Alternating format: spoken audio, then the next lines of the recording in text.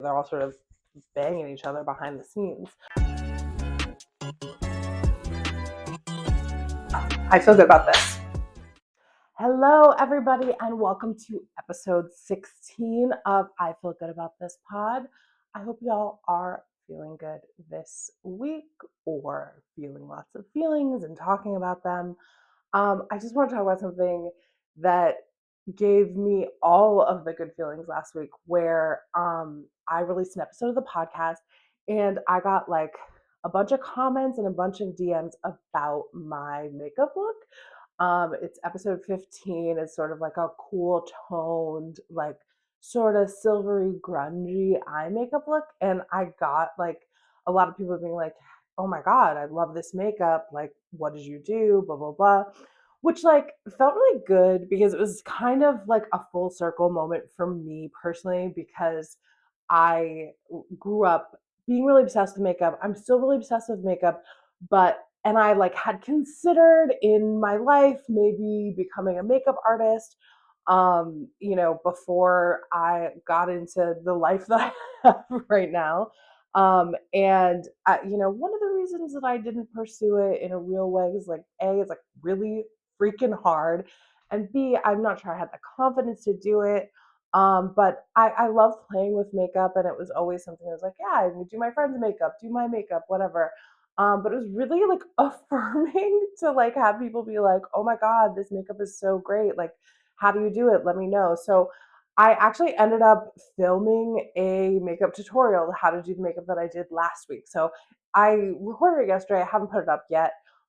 It's definitely going to be up on my socials, which is I Feel Good About This on TikTok and Instagram.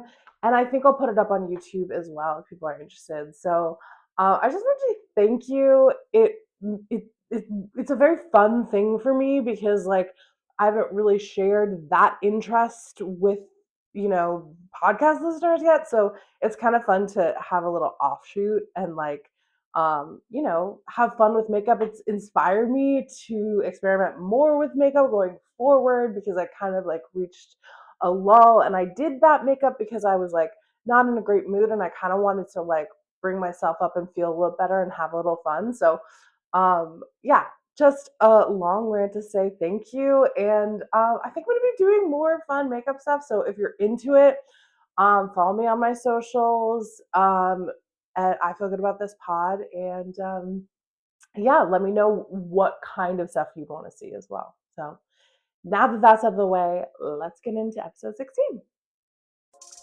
Okay, here we are. We've arrived at our first segment. I feel good about this week. And the first thing I feel good about is actually a friend of mine, Min, texted me this week. She is doing the hybrid work thing and going into the office. Like, I think she's 2 or 3 days a week. And she takes the train into the city from the suburbs.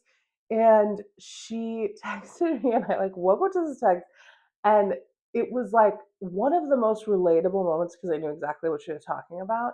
And she was like, just so you know, I saw these two people chatting on the train, and while they were waiting for the train, and they were like, catching up, seemed like small talk. They seemed like acquaintances. It didn't, maybe coworkers, whatever. But as soon as the train arrived, the woman who was speaking was like, okay, have a good ride, I'll see you later, and went and like sat by herself. And this might not be a revolutionary thing to you if you are not a massive people pleaser like I am, and like I know she is, and like a lot of people I know are. But like you also want to protect your energy. And one of the things that like I as we know, I'm unemployed, so I don't have a commute to work. But when I did, it was always like I didn't want to see anybody that I knew on my commute, because that would mean that I would have to talk and engage with them on my whole commute. And for me, that's like kind of a time where I'm decompressing. I'm either like still waking up and it's the morning and I'm thinking about the day and whatever, and I just kind of want to zone out and get to work.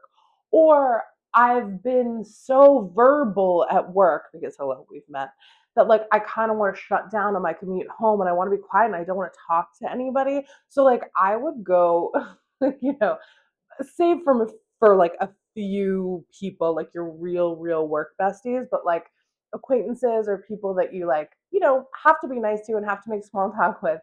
Like, I just wouldn't want to get caught up. And I would like, if I knew I was like going down the elevator with someone, I knew we took the same train home, I would be like, I'm just gonna pop to the bathroom first. Have a great day. Like, trying to just like get my alone time.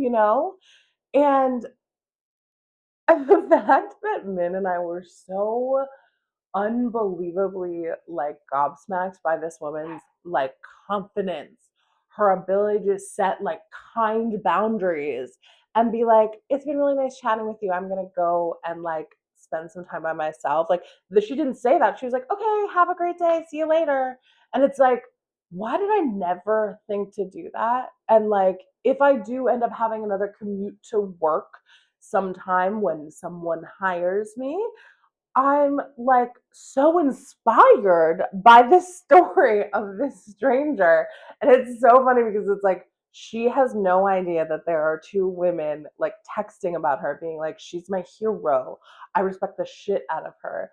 She has transcended the social, pressure to spend your 45-minute train ride making small talk with someone you don't want to make small talk with. And it's like, I assure you, it has nothing to do with you as a person. I'm sure you're great, you're lovely, but I just want my 45 minutes of quiet to myself where I don't have to talk to anybody. I don't have to engage.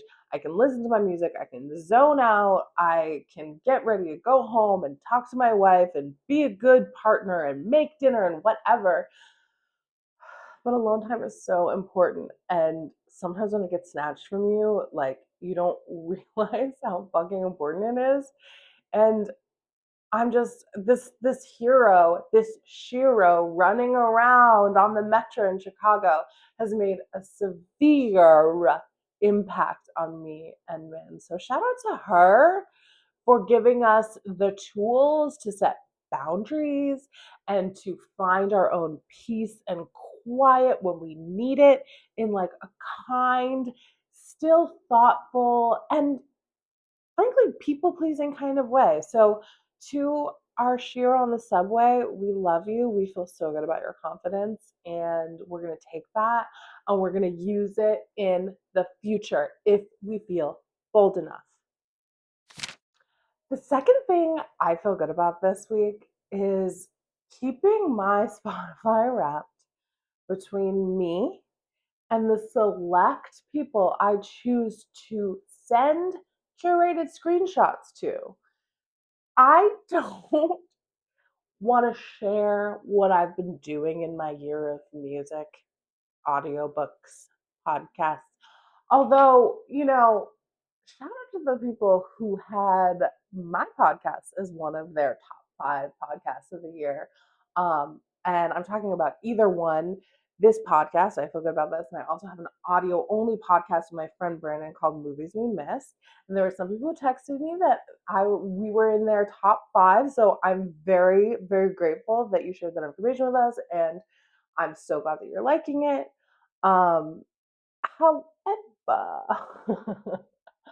my music and what I do throughout the year is going to be kept private to me, because here's the thing. It's not like I'm embarrassed, but I'm also not needing anybody's, uh, opinion or information about my Spotify.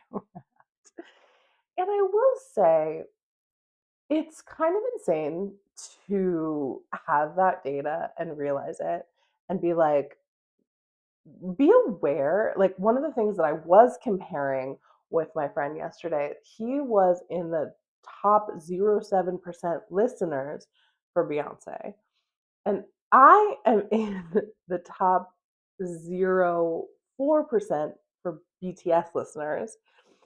And we were absolutely fucking shocked, because those are two huge global acts that have hundreds of millions of listeners. They have songs with billions of streams, literally. And it's like, I know that I love BTS and I know that he loves Beyonce, but I just didn't know. Like maybe it's a huge pool that you're pulling from, and there are tons of people who are in the top 0.04% of BTS listeners, but it feels like I'm doing a lot for for these for to be in that that percentile. So just interesting.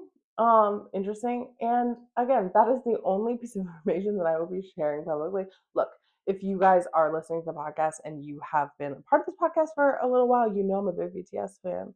And I'm going to talk about them later as well. And I do understand that not everybody is sort of in the pool of K-pop, and again, I'm not in any way embarrassed. I just don't want to talk to people about my musical choices because ultimately, actually, I think what it is that like it's so important to me and I don't want anybody's judgment surrounding it. Like I love the music that I love. It makes me feel good. It makes me get through my day. It makes me, it gives me the soundtrack to my life. That's not a unique thing. We all feel that. But I just don't want anybody being like, oh, whoa, I didn't know that about you. And it's like, you don't have to know that about me. You don't have to know anything about me. Although I do have a podcast where I spill tons of personal information. Um, so I guess I do need people to know stuff about me. But you know what? I feel good about keeping it private. I also like love you all, but I don't care about your Spotify rap. And I want you to share with me music that you like, but like, I don't have anything to say about your yearly musical habits. That's the thing. And I don't want you to have anything to say about mine. So I feel good about it being me, myself, and me sharing information with my friends that, oh my God, I literally have a problem where I listen to BTS too much. Actually, it's not a problem. I love it. And I don't want to fix it. There's nothing to fix, baby. Bring it on. Can't wait for the new album. And I know we're all, and trust me, in 2026, I feel like I'm going to be in the top 0.0001% with all the music. So bring it on, babe. Bring it on. Okay, here we are, our second segment called I Don't Feel Good About This week. And the thing that I don't feel good about this week is my third week in a row talking about this damn show. But the Secret Lives of Mormon Wives had their reunion this week, and I do not feel good about that shit. It was so male heavy. We were so focused on a lot of the stories surrounding the men. And I feel like the women did not get enough time to talk about what they were going through. And we had a ton of airtime of Demi like saying a bunch of stuff that again does not 1 plus 1 does not equal 2 for her, and she's completely not able to explain herself in any way that makes sense for somebody who really would like to understand her. I want to understand her, and I'm not doing it. I can't. And it's like she gets so much airtime, and Brett was such an asshole. Brett is her husband, by the way, if you don't know.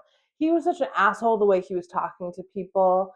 And I know it was, quote, in defense of his wife or whatever, but I don't know. I just like, there was so much airtime for these people that literally have had so much airtime. So much of the story has been about them, and they literally have not explained themselves. So I don't understand why we're giving them more. And then the diva Dakota, who the fucking audacity of this dude. He said, I will only come on this reunion if you clear the stage of all the women. Which, I'm sorry, this show is called The Secret Lives of Mormon Wives. This is a female led show. And we are spending so much time on these loser dudes. Sorry, not all of them are losers, but certainly Dakota and Brett, complete losers. Um, I'm sorry, I shouldn't call people losers. It's a really mean thing to say, and I'm not a name caller. I don't like that kind of energy, but like they are people that I think are, gosh, how do I want to say this? They are people that are not kind or thoughtful. So, like, that is kind of what means loser to me. They get so much airtime, particularly Dakota, clearing out the stage of all the women. Like, the show isn't fucking about you. And also, you brought no new information to the table. You just had time to craft a narrative that you thought would make you look better, but it didn't. And then when people actually, when the women actually came back on stage and like held you accountable, you got so upset. You were like, "Oh, this is why I didn't want people on the stage."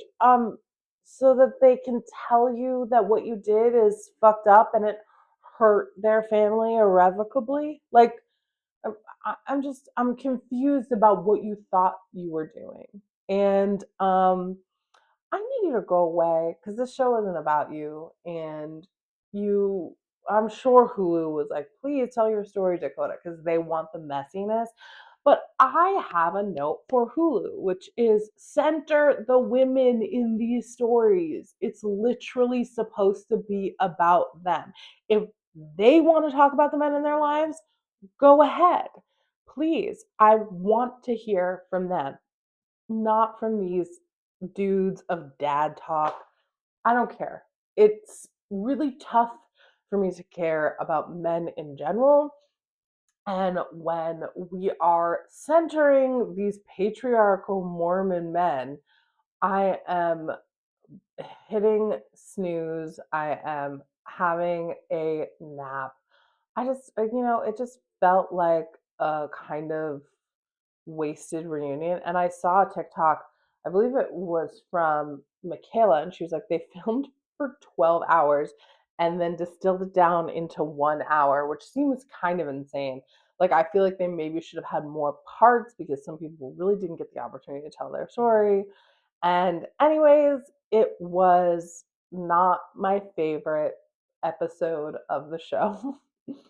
And, anyways, I hope the girls are doing well. I'm rooting for you, and I hope the men shut up.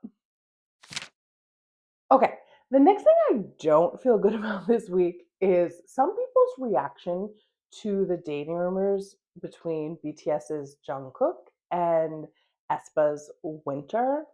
So normally, I'm a huge BTS fan. I like aespa. I don't know them super well, but I like some of their songs, and I understand like the K-pop world might not be accessible to everybody who listens to this podcast, but just hear me out, okay? Even if you don't like K-pop or you don't listen to BTS or whatever, this is like a relevant thing that I have feelings about. Okay. And maybe you'll learn something. I think one of the things too is um one of like, you may not listen to K-pop, but I think it's interesting to understand these cultural things too. And as a consumer and listener of K-pop, one of the things that I really want to do as someone who enjoys something from a culture that I'm not a part of, I'm not judging any of the norms. They exist and they are deep rooted in a lot of cultural things that I may never understand. But as I continue to consume K-pop, I want to be like a good steward for someone who, a good steward of, a good listener of K-pop, someone who considers all cultural angles of the music that I'm enjoying and teaches myself why certain things are the way that they are. So, again, if you are not a listener of K-pop, one of the things that is what we would call a cultural norm when it comes to K-pop stars is it is considered a scandal when they are dating someone or rumored to date someone. And so a lot of K-pop stars either don't date at all or really, really try to keep their private life super, super private because some of the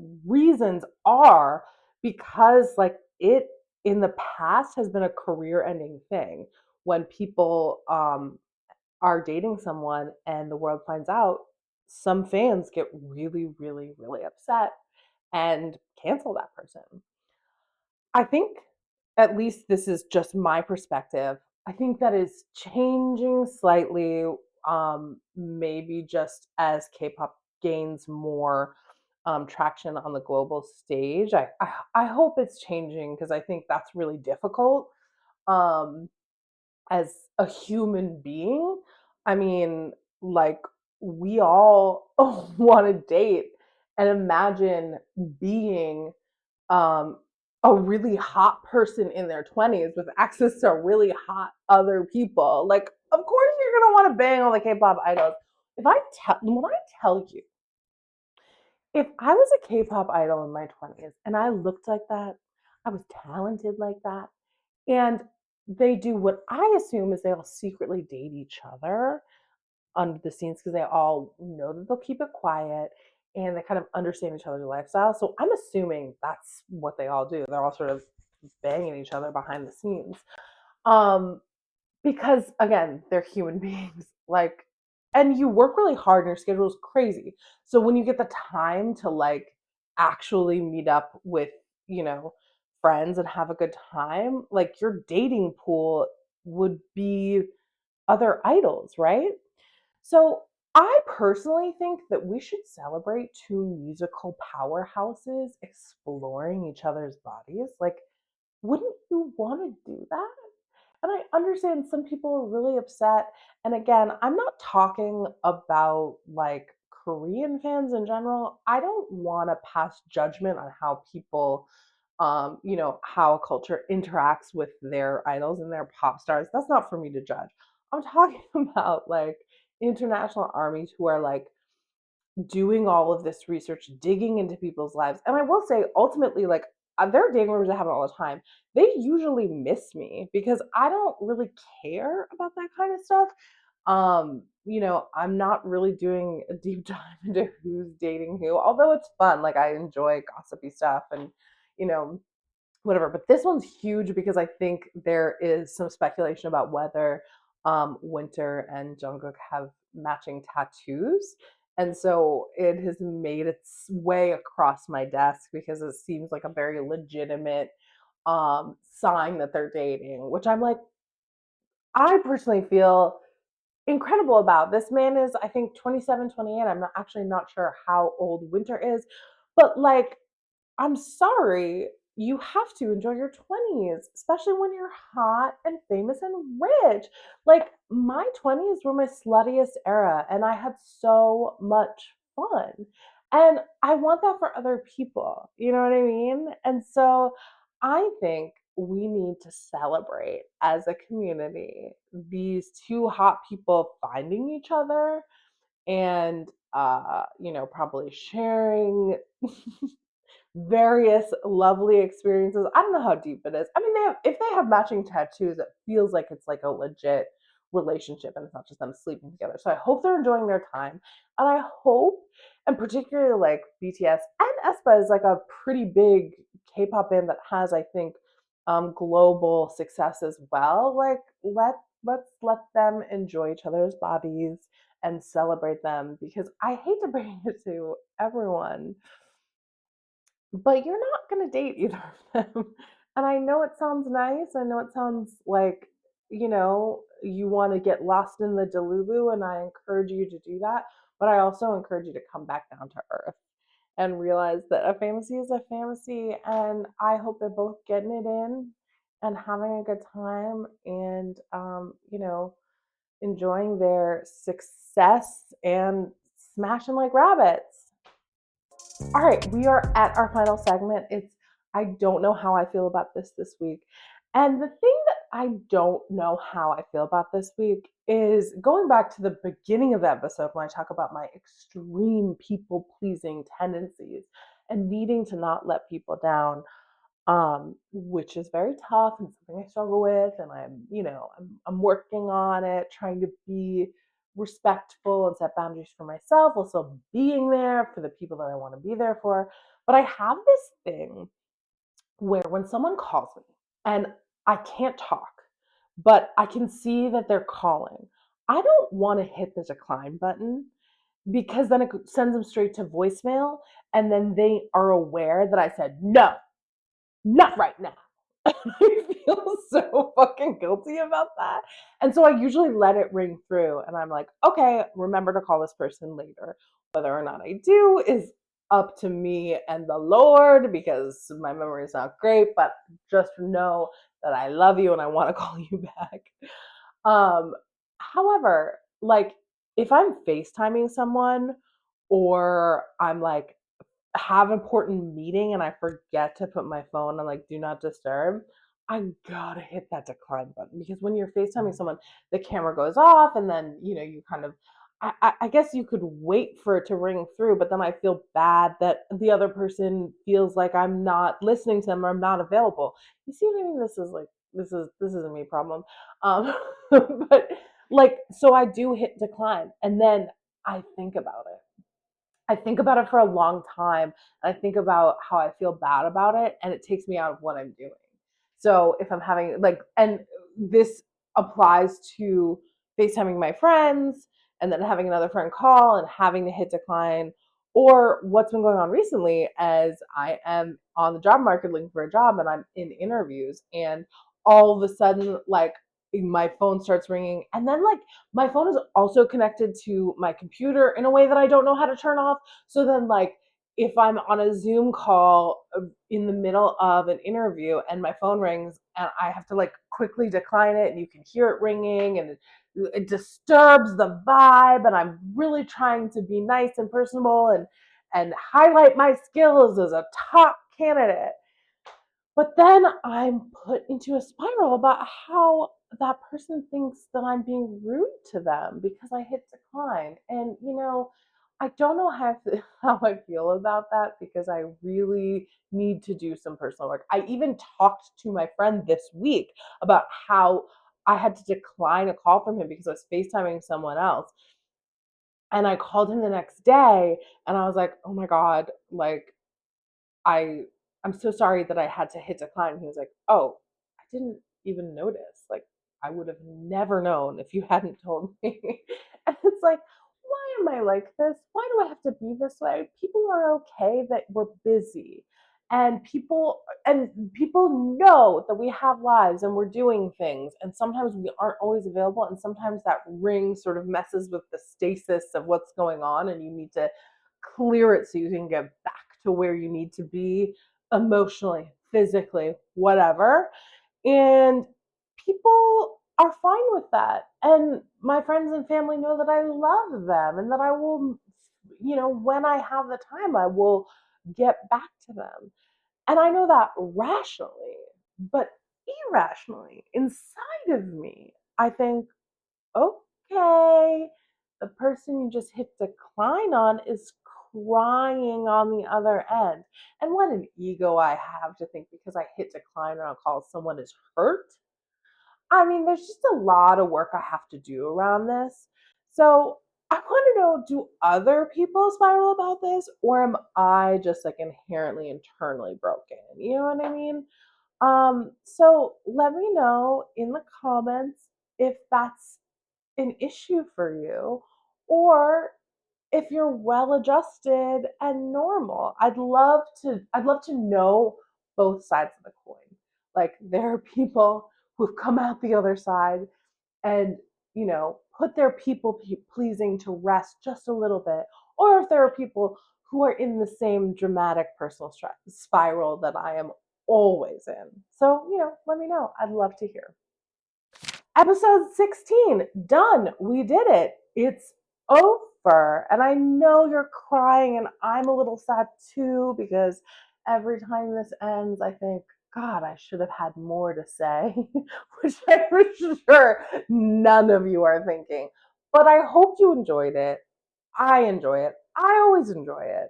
So if you want to keep up with me throughout the week in between episodes, please make sure you follow me on social media at I Feel Good About This on Instagram and TikTok. And make sure you subscribe to this channel. I'm going to be releasing other things besides just episodes. I like to put clips on here. I'm going to do some get ready with me, some makeup tutorials that you guys have been asking for.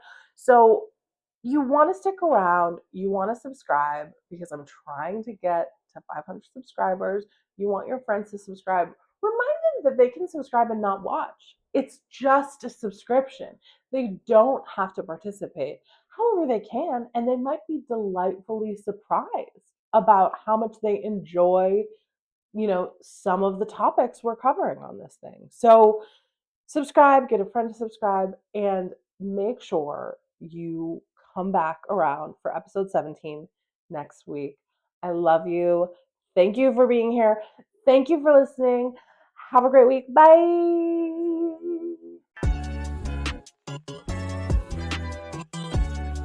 I feel good about this.